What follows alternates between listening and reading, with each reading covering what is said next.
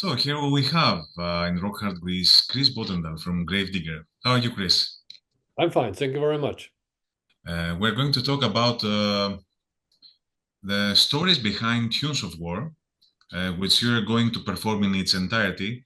But before starting, you just told me that you're going to stay right where the studio where you recorded uh, Tunes of War.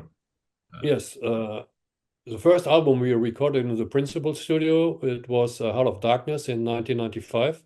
Mhm. And I'm moving now from Cologne to the countryside where the studio is. And I will live there from Saturday on. Saturday, we have the big movement here.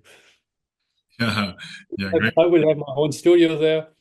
And the next Gravedigger record will be also recorded there. And yes, a lot of work. Yeah, it's gonna have the vibes of Tunes of War. Forever. I will sleep with bagpipes at my side now. So, uh, after the darker atmosphere of Heart of Darkness, what made you decide to move towards such a grand historical concept album? I think the reason was that we had the song Heart of Darkness was a concept song about the movie Apocalypse Now.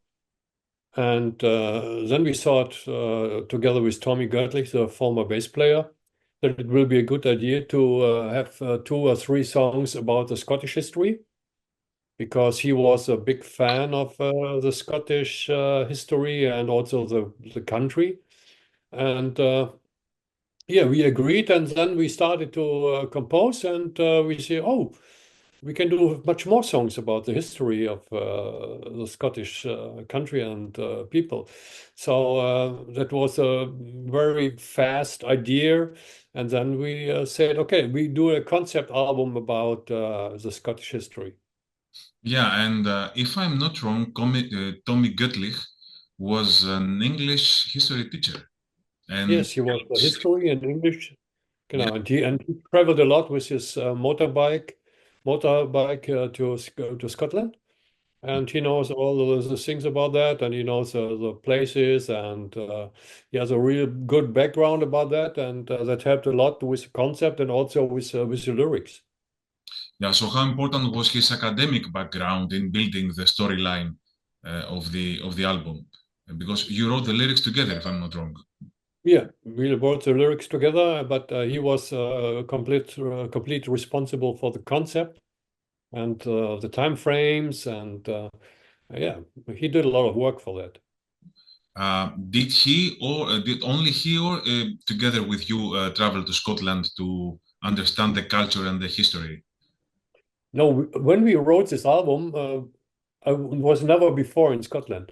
And then we drove there with a lot of journalists, and we made a 5 days trip with a nightliner and visit all the places there. And that was really fun. And at the last day, we celebrated a listening session on Dunvegan Castle. It is on the north of Isle of Skye, and had a lot of Scottish single malt whiskey there. And yes, it was a big party. It was amazing because everything uh, it was. I think on the one side it was luck because a lot of things fit very well together at this album, and on the other side there was the movie Braveheart.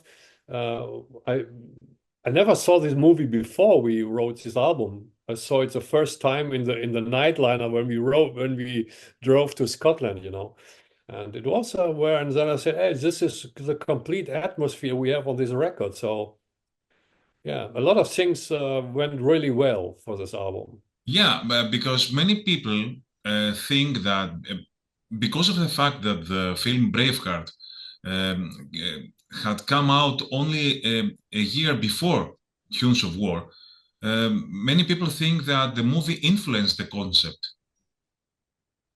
No, So not really, because I think Braveheart is only one topic, It's about William Wallace, and we cover all the complete history from the year 1000 till 1700, So it was only one place, one part of this album. But on the other side, the atmosphere of the movie was like a mirror on the album, you know. The Did you atmosphere ever fit think? very well to the album, you know. Did you ever think, oh shit, this Tunes of War must have been the soundtrack of this movie? Yes, yes, it must be. I hope. No, I think uh, Braveheart is a blockbuster, you know, and it's also not historical correct. It was Mel Gibson made a lot of things like for the dramatic style. He added a lot of things, and if you go to the historical concept we have with Gravedigger and to the movie, it's a lot of different things, you know. Yeah, And the which leads me movie, to the next question. How important was historical accuracy to you, writing lyrics about historical figures like William Wallace, like Robert the Bruce? How for me, it was really important because he don't want to add something like Mel Gibson add in his movie, you know. So we have the really historical concept on this album, and Mel Gibson made, yeah, an adventure movie about William Wallace, not exactly historical correct, you know. Mhm. um, when you visited Scotland, even after recording Tunes of War, were there any particular places there that left a deep impression on you, Yeah, especially for sure. writing the album and visiting these places? Yeah, one of the, for me, one of the most important things is Stirling Castle, where, yeah, the heart of William Wallace, you know, and there is a monument. You can go upstairs, and one photo from the trip in 1996 is when I'm sitting on a ta on a chair, and you see a Stirling in the back, and I have sunglasses on my face, and you see, yeah, how can I say, uh, it it's one of my favorite photos of my career, you know. And in 2018, I was there with my son, and we visit all the places again. We did for the Tunes Award trip, and I made the same photo on the same place again, you know, and Years it later. was Yeah. something really cool. And after this trip, my son said to me, I will never visit Scotland again because I don't can't see any castles again, you know, because we visit every fucking castle, I think, in Scotland. And that was really nice. Um, Many fans say that Tunes of War is where the classic, we could say, epic Gravedigger formula was born, with big choruses, with historical themes, with keyboards, with epic atmosphere. Was that kind of formula already in your mind while writing the album? No, not really. It was one piece came to another, you know, and we had never in our mind to have these big choruses. That happened when Hansi Kürsch and the other background singers came and made it, and they developed the big choruses. And but at the end, we never had this in our mind, and it was fun to see how this piece by piece, step by step, we had it finished, you know. And yeah, it was fun to make it. But on the other side, it was a big legacy, you know. After this album, everybody said, "Oh, we want another Tunes of War. We want another Tunes of War." The record company said, "Hey, you have to go for the concept CDs more and more." And then we came up with Knights of the Cross and And Excalibur, and many, many more, you know. But Tunes of War was it was a really big step for the band. But on the other side, it was a legacy we never could fulfill in the eyes of the fans again, you know. And it was a pity the, because you make a really successful album, but on the other side, everybody is expecting like Queensrÿche with Operation Mindcrime, you know. it's both a blessing and a curse, as we say. It's both a blessing and a curse. You're lucky to have done this album, but it's very difficult to repeat it. Yeah, you can't. We Yeah. tried it. We tried it a few times, because everybody said you have to do it, and then we came up with Clans We Ride Again. It was something, or Fields of Blood. We said, okay, we make a trilogy, but at the end it was more or less, uh, yeah, a recovering of ideas from this album. Mhm. The album features bagpipes, which was quite unusual for metal at that time. Um, how how did the collaboration with Scott Cochrane come about? And did you worry that the bagpipes might sound kind of funny in heavy metal? Or did you immediately feel that they fit perfectly in the concept? No, we said to us, okay, we make something about the Scottish history. So the bagpipe is an original instrument and has a lot of to do with war because it is so loud, that people, if you have a bagpipe in a room, you have to flee. And that was the bagpipe was like a weapon for the ears against the enemies. And we said, okay, that's a good idea. But the thing is, the original tune of a bagpipe will never fit to the tune of a guitar. So we have to record it, the bagpipe separately, and then we have to tune it down a bit to fit to the music. And that was the reason why we never played together with bagpipes on stage because the bagpipes can't follow the tune of a guitar, and to tune a guitar on a tune of a bagpipe is nearly impossible. So when you saw in 2022 where we make this big shows with a big bagpipe orchestra, they played alone, and when they played with us, it was from the tape. That's why they call it tunes of war, because Yeah, they fight against each other. you can't do it together. So how did you find Scott Cochrane to play the bagpipes and stuff?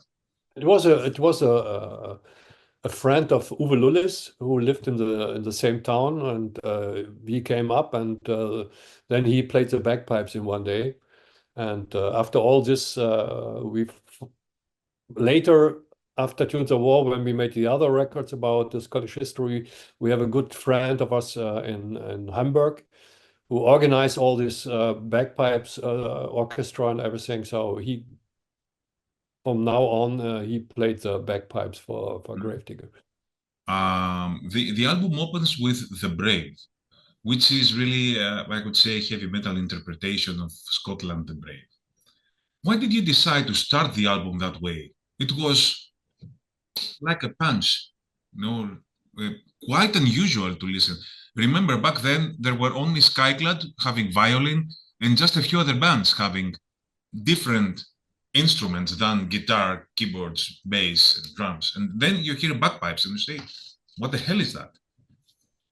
Yeah, that is more or less a national hymn, Scotland. from from Scotland, and we said, oh, okay, we make it on heavy metal. So we didn't thought about so many things. Yeah. And nowadays we think about, okay, well, how we can do If that, how you we can thought do about that. this, you would never done this. You would never, Yeah, yeah. yeah, we never done this something like that before.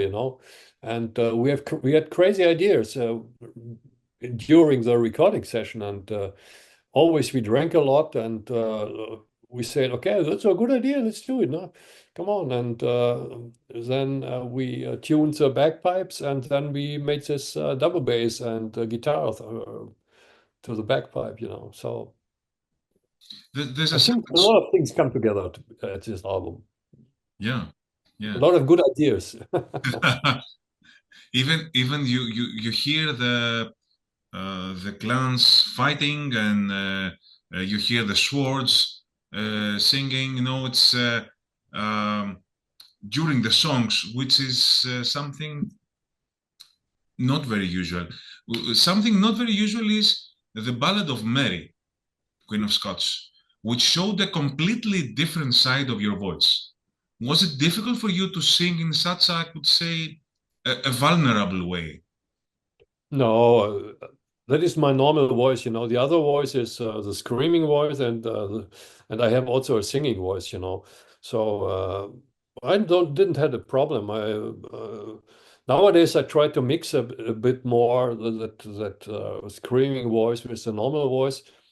But the Ballad of Mary was everybody said, okay, you can do it this way, and we want to have a ballad. And if you see on Excalibur, I did the opposite with Emerald Eyes. You know, I make it like Emerald Eyes. You know, and on Tunes of War, I show the people on my other side, and we will play it also live. So I will sing this normal way again. Yeah?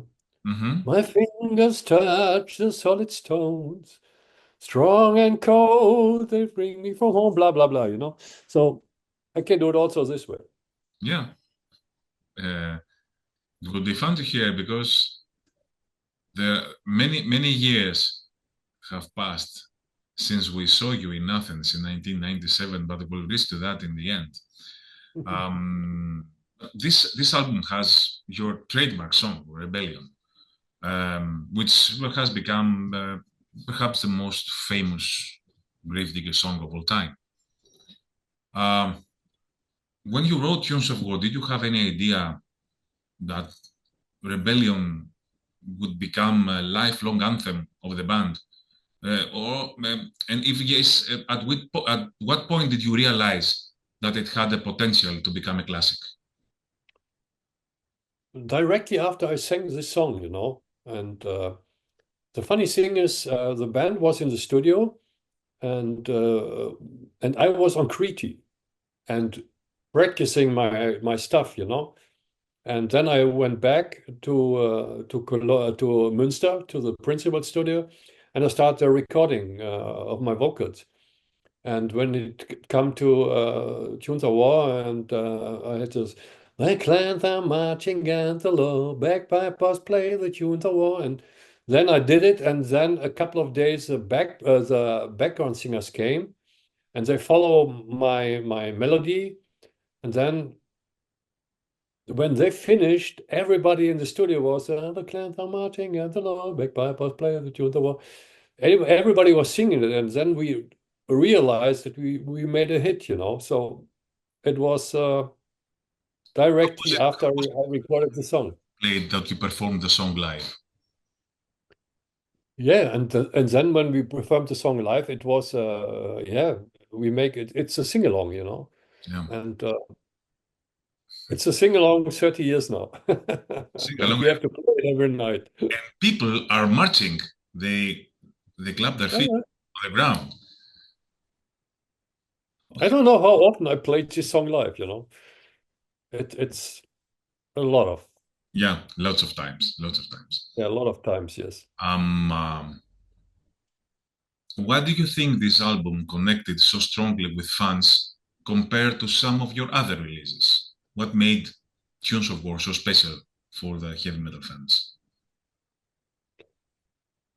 I think that it is one of the most popular of the band, and I think especially from two songs, it's Rebellion and Dark of the Sun, and I think the most classic Gravedigger song is definitely Heavy Metal Breakdown. You know, that is a song which so shows a complete range of the band or the identity of the band. But Rebellion is such a sing-along, and you have to the people sing it with us, and it's like a party song, you know. Mm-hmm. And I think the strong connection is also Rebellion. Rebellion is in everybody, you know. If you look to the world nowadays, there's a rebellion in Iran, and there's a rebellion in Ukraine. They fight for their freedom, and it's always, you know, rebellion is it's something in your soul, you know. Yeah. Do you agree that this album changed the band's destiny? Yeah, but it changed the destiny of the band. but also it's a big legacy we carry on since that time, you know. Like Queen tried, they never did an Operation Mindcrime again, you know, and they never had the success of this record, you know. And you make one record once in your lifetime, you know. And I Yeah, know after Tunes of War, we so often tried to make an album like Tunes of War. Uh, it was 20 years later we tried to make an album like Tunes of War. Nowadays we can say, hey, Tunes of War is Tunes of War, and it's finished, you know, and we make what we want. And if you listen to the Bone Collector, it's a totally different record. So it's heavy metal straight in your face. The new album is already nearly written 100%. So it's also very different. And so, yeah, nowadays I do what we want and what we feel, you know, and not to recover any ideas from this time, you know. yeah, yeah. If you could go back in time and change one small thing in Tunes of War, a mix detail, a song arrangement, or even a lyric, what would it be? No, I would never change anything in my records, you know, because all they stand for a period of Gravedigger, they stand for a production period, for a composing period. And I know it's the best what we could do at this time, you know. If it is Liberty or Death, there are a lot of long songs on it, and or the Gravedigger where we tune down the guitars with money the first time. It sounds like a Ozzy album or Black Sabbath. It's when we start to write a record, we have something in our mind, and when we recorded it, yeah, and then when we are finished and it's released, then it's done, you know.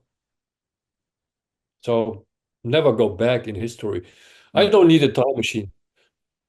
I'm looking for in the future. Yeah, yeah. And now you are performing Tunes of War in its entirety for its 30th anniversary. What? How does it feel to revisit the album on stage again after 30 years? Okay, we will play 85% of this album. There are two songs we will miss, you know, but at the end it will be a fun for the band to listen to the Truth, to Ballad of Mary, you know, Color the Mule, and also William Wallace again, and but we have also a couple of more from the trilogy. We play in the first set. In the set until the anchors, we only play stuff from the trilogy, you know, and mostly stuff from Tunes of War. And I have to learn these songs again, you know. Yeah, And also Tobias, the guitar player, has to learn a Robert the Bruce or a Ballad of Mary, and we start rehearsing mid of April before the shows, and now I know that we can bring the stuff nearly 100% again to the people, because Tobias he's a really great guitar player. Axel missed some things in the older songs, you know, but Tobias is normally is 100% on the old stuff, you know, and that will be really fun to play the stuff with him. you played in Greece for the first time in March 1997, and it was a crazy sold-out show in Rodon Club. What do you remember from these shows in Athens and Thessaloniki? Yeah, I know that when Junta War was released and it was half a year out, and somebody said, "Hey, have you heard? You are so popular in Greece." And we said, "What, in Greece? We never had any shows in Greece." Yeah, yes, you are really popular. And then we realized that Junta War was such a big thing also in Greece, you know. And then there came the offer from the Rodan Club, and then weeks before they said, "Hey, the Rodan Club is sold out with 1,200 people," and we said, "What?" We never played any note in this country, you know. And that was it was a really great experience. You know that I have a very special connection to your country, you know. Yeah. So for me, it was wow, it's really great. And yeah, from this time on, I think Gravedigger was also the last show in the Rotterdam Club. I think on the Gravedigger tour. And I don't remember which was the last one, but Gravedigger was. to tell you the truth, my first ever interview, first or second, I don't recall if it was with Angra for Holy Land or with Tommy Getlich for Yeah, okay. House of War. Um 30 years ago, it was my first interview, so I have very fond. Um, I'm I look back at this with happiness, you know, and nostalgia. It was such a good thing to, and you know, 30 years later, speaking about the same album, but looking at it from a different angle now. Yeah, I remember that also after Tunes of War, we made that the Excalibur show in the Rotterdam Club was also really good, crowded. And I know that's a Gravedigger album when we came back with Money. It was not so crowded like on Excalibur or Tunes of War. And I think it was the last show of the Rotterdam Club. It was Gravedigger, I think. Then it closed. And then we also had a time when we played in Greece. There we have 200 people, 250. And I think with the Bone Collector and the new identity of the band, last year the shows was sold out in Thessaloniki and Athens. I think that people discovered again the essential thing of the band, you know, and that makes me really proud that we have such an increase again in your country, you know. And Yeah, and it's like as if a second generation of people listen to Gravedigger.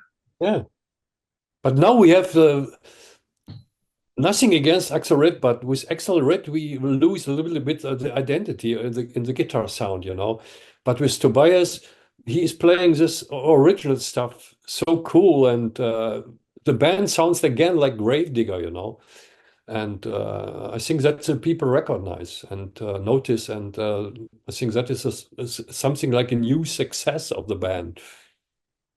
Yeah. So what should we expect from the Greek shows? You told us 85% of Tunes of War, and what else? Yeah, we played 3 or 4 songs from Knights of the Cross and from Excalibur, and then the classic stuff, you know. We go back to the 80s, we play Headbanging Man, Witch Hunter, Heavy Metal Breakdown, you know. And I think we promise you an album of pure heavy metal. Yeah. No schnick-schnack, you know. We don't need any more all this stuff. We want to play our music for the people. We don't need fireworks or only this all this stuff. We are a heavy metal band like Saxon or Judas Priest, you know. Yeah. Fantastic, Chris. Thank you very much for your time. I really appreciate it. Thank you very much. Yeah.